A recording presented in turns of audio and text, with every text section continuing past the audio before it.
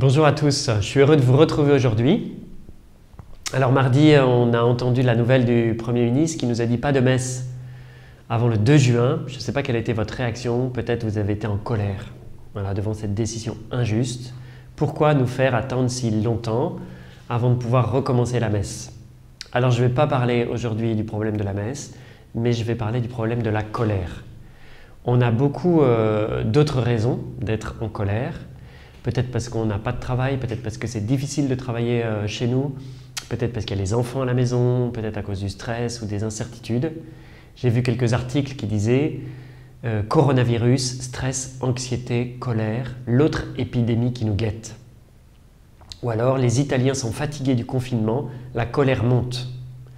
Ou alors coronavirus, vous ne confinerez pas notre colère.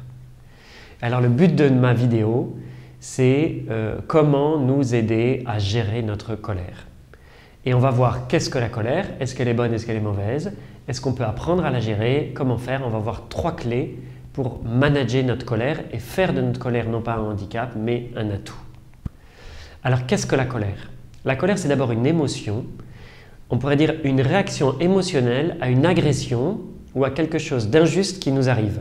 Et ça suscite, vous voyez, un bouillonnement en nous, intérieur, et une force. Cette colère, c'est comme une force pour rétablir la justice. Et on se dit, c'est pas normal qu'on me traite comme ça, ou alors c'est inadmissible qu'on m'ait dit ça, ou alors j'ai quand même le droit d'avoir un peu de repos, vous voyez, et ça génère, une situation qui nous semble injuste, génère en nous une énergie intérieure pour rétablir la justice. Voilà.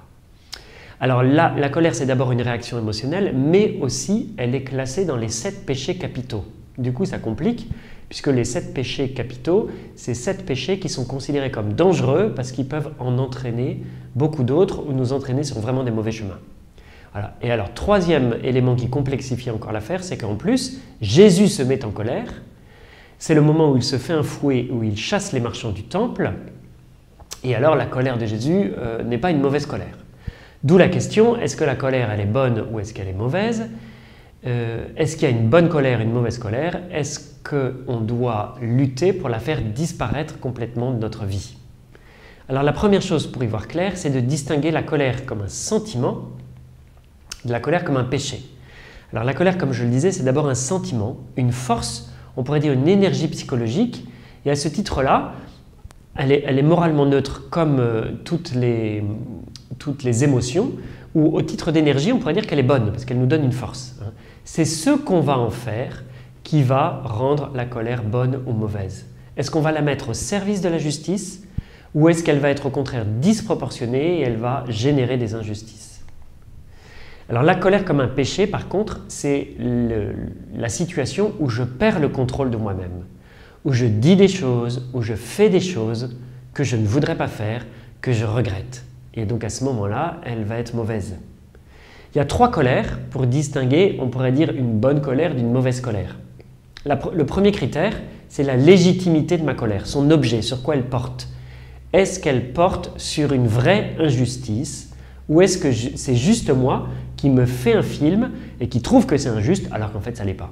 Donc la légitimité, l'objet de ma colère est-il juste? Premier critère. Deuxième critère, mon intention est-elle droite? Est-ce que mon intention intérieure, est-ce que mon but intérieur, c'est de rétablir la justice ou bien c'est, par exemple, de me faire vengeance? Voilà. Est-ce que mon intention est droite? Et troisième critère, c'est la question de la proportion. Est-ce que ma colère est mesurée? Est-ce qu'elle est proportionnée dans son intensité? Ou au contraire, est-ce qu'elle est disproportionnée? Est-ce qu'elle est démesurée? Est-ce que je perds le contrôle? Oui. Et donc, en regardant ces 3 critères, on voit que la colère de Jésus remplit les 3 critères.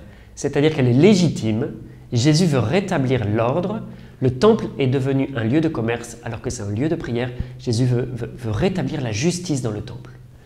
Deuxième critère, l'intention de Jésus est bonne, il ne cherche pas à se venger, il cherche à remettre de l'ordre. Troisième critère, la colère de Jésus est contrôlée, elle est calculée, elle est ajustée.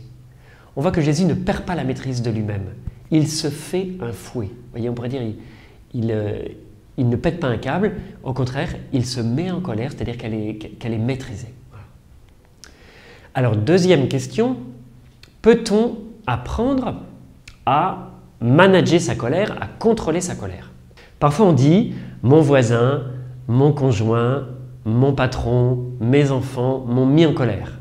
Parfois on dit j'y peux rien, je suis colérique, c'est comme ça, c'est pas si grave. En fait, qui s'est mis en colère? Qui a perdu le contrôle? C'est nous, c'est moi qui me mets en colère. Peut-être quelqu'un d'autre aurait réagi différemment. Ce que je veux dire par là, c'est que je suis le seul responsable de ma colère.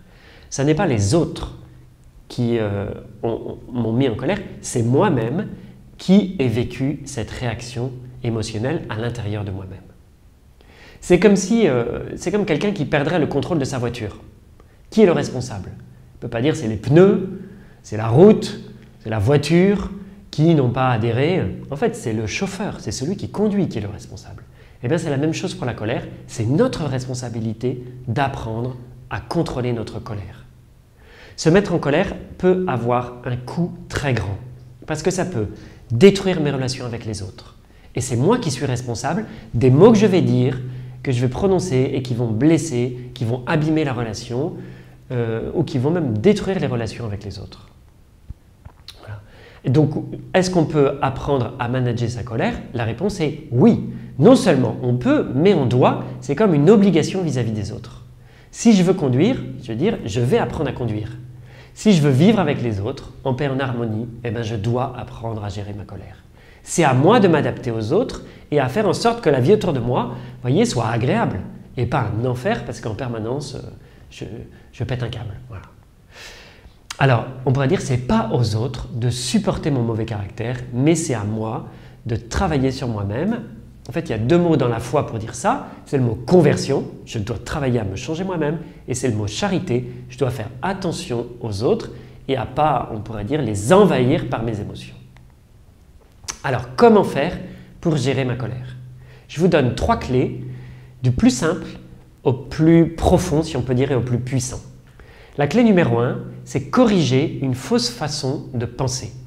C'est assez rapide, il suffit juste de comprendre. C'est quelques minutes, je vais vous expliquer. En général, on voit la colère comme un espèce de réservoir à vider. Vous voyez, quand c'est plein, ça déborde et ça me fait du bien, je le vide, je me mets en colère et puis ensuite, ça va mieux. Du coup, la colère est comme une façon de purger mon réservoir. En fait, cette image est une mauvaise image, c'est une fausse image. La colère n'est pas un réservoir, voyez, à vider, mais en moi, il y a comme une usine à colère. C'est-à-dire, plus je me mets en colère, plus je produis de la colère. Plus je perds la maîtrise de moi-même, ça entraîne la perte de la maîtrise de moi-même. La colère entraîne la colère et ça va entraîner une mauvaise habitude de colère. Du coup, l'image de la colère comme un réservoir à vider est une image fausse et mauvaise, mais c'est plutôt l'image d'une usine que je dois petit à petit arriver à calmer et à éteindre pour qu'en moi, il n'y ait plus de mauvaise colère qui soit suscitée et qu'elle ne déborde plus sur les autres. Du coup, la clé numéro 1, c'est comprendre une nouvelle façon de penser. La colère n'est pas un réservoir en moi, mais une usine qui fabrique de la colère que je dois arriver à contrôler. Deuxième clé, comment je vais contrôler cette usine? Je vais poser des actes de maîtrise de moi-même, des petits actes de maîtrise de moi-même et il va falloir du temps. C'est en répétant ces petits actes de maîtrise que je vais petit à petit acquérir la maîtrise de moi-même. C'est comme l'eau qui crée des ruisseaux sur une colline à force de couler. C'est long au début, c'est long si j'ai une mauvaise habitude en plus de me mettre en colère régulièrement, de laisser exploser la colère, mais petit à petit ça va venir. Donc il va falloir que je répète, que je répète, que je répète jour après jour. Et chaque petite victoire va me redonner la maîtrise de moi-même, une petite maîtrise de moi-même. Et petit à petit ça va grandir. Et donc je vais devoir essayer de me mettre en colère de moins en moins souvent, de moins en moins fort, de moins en moins longtemps. Et ça va me prendre du temps. Trois étapes qui peuvent m'aider. Premièrement, prendre conscience de la colère avant qu'elle explose, avant qu'elle arrive.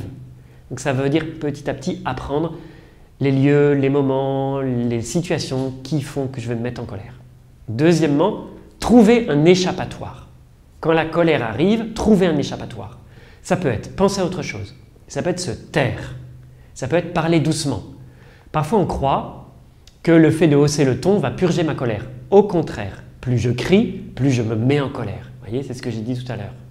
Donc l'idée de parler, d'essayer de parler lentement, de parler calmement, va diminuer en moi la colère. Ça peut être aussi sortir. Dans une réunion, si je ne peux pas sortir, ça peut être aller aux toilettes pour me changer les idées. Aller marcher, si je peux, aller dehors, respirer profondément. Fuir, si on sent que c'est perdu, qu'on va se mettre en colère, au lieu de crier, il vaut mieux s'enfuir. Voilà. Anticiper, c'est ce que j'ai dit. Hein. Il y a des personnes, il y a des situations qui ont le don de me mettre en colère, de faire naître en moi la colère. Et donc me préparer intérieurement par la prière. Donc ça va être tout ce qui est trouver un échappatoire. Et puis en dernier, ça va être, troisième temps, me féliciter. Même si la réussite n'est pas parfaite, peut-être que j'ai un peu progressé. Me féliciter, m'encourager. Si par contre je n'ai pas réussi, ça va être demander pardon et puis reprendre la résolution. C'est ce petit travail, ce long travail de maîtrise de moi-même qui va entraîner la maîtrise de moi-même. C'est long, c'est patient, c'est humble, mais avec l'aide de Dieu, on peut le faire. Ça, c'était la deuxième clé. La troisième clé, c'est la plus puissante et la plus profonde. C'est laisser Jésus guérir mon cœur malade. En fait, la source de la colère, comme je le disais, elle n'est pas extérieure à moi-même. C'est moi qui me mets en colère. Elle est intérieure à moi-même et le problème, il est dans mon cœur. On pourrait dire, le cœur du problème, c'est mon cœur. Ce sont les blessures de mon cœur qui me rendent vulnérable à l'explosion de la colère, à la colère démesurée. En permanence, ces blessures qui se sont réalisées au fur et à mesure de mon existence, parfois ce sont les autres qui m'ont blessé, parfois c'est moi-même aussi, et bien ces blessures vont générer en permanence des mauvaises choses dans mon cœur, de l'amertume, de la jalousie, peut-être un faux sentiment d'injustice, l'impression que personne m'aime, l'impression d'être rejeté, etc., etc. Et seul l'amour de Dieu va pouvoir guérir en profondeur les plaies de mon cœur qui suppurent ces mauvaises choses. Chers amis de la traversée, voilà, je voulais vous dire, le problème est en nous. Et en fait, le reconnaître, c'est déjà faire vraiment le premier pas. Le deuxième pas, ça va être d'ouvrir nos cœurs à la puissance transformante de Jésus, à son amour qui nous console, qui nous guérit, qui nous pardonne. Et donc le vrai secret pour guérir toutes nos colères va se trouver dans l'accueil de l'amour de Jésus. Et lorsqu'on fait ce travail de guérison de notre cœur, on devient des sources de paix pour les autres. Et de même que la colère est contagieuse et qu'une personne en colère suscite la colère autour de lui, eh bien la paix qui est dans notre cœur se diffuse autour de nous et va comme se propager aux personnes qui sont autour de nous. Et c'est comme ça qu'on va devenir des personnes apaisantes et sources de paix pour tous ceux qui nous entourent. Si vous faites ce travail de guérison, d'apaisement, il va vous rester de votre colère la bonne partie, la plus belle partie, celle qui est une force pour lutter contre l'injustice. Mais toute la mauvaise partie, tout ce qui est amer, tout ce qui est excessif, tout ce qui est blessant pour les autres, va être guéri et va disparaître. Donc, pour guérir notre colère, ce qu'il nous faut, c'est un cœur nouveau. On pourrait dire que c'est une transplantation cardiaque. Il y a une parole dans le livre d'Ézéchiel, un prophète de l'Ancien Testament qui dit « Je vous donnerai un cœur nouveau, je mettrai en vous un esprit nouveau, j'enlèverai de votre chair le cœur de pierre et je vous donnerai un cœur de chair. » Alors c'est ça qu'on peut demander à Jésus, à Dieu, dans cette prière que vous pouvez faire avec moi si vous le désirez maintenant. Seigneur Jésus, dans cette épidémie, nous sommes souvent l'objet de colère. Nous avons beaucoup de raisons d'être en colère. Nous voulons te présenter aujourd'hui nos cœurs blessés, avec tout ce qu'il y a de mauvais en nous, dans notre cœur. Tu le connais, peut-être c'est l'amertume, peut-être c'est la jalousie, peut-être c'est le sentiment d'injustice qu'on a en permanence, peut-être c'est peut-être des désirs de vengeance, des rancunes, des haines. Toutes ces mauvaises choses, Seigneur, nous te les présentons.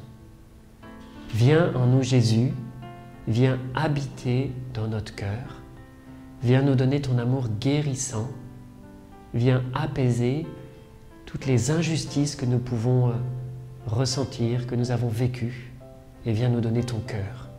Viens nous donner un cœur doux et humble comme le tien. Viens rendre notre cœur semblable au tien.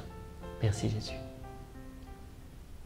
Voilà, je vous dis au revoir, je vous dis à demain et je vous dis bonne journée.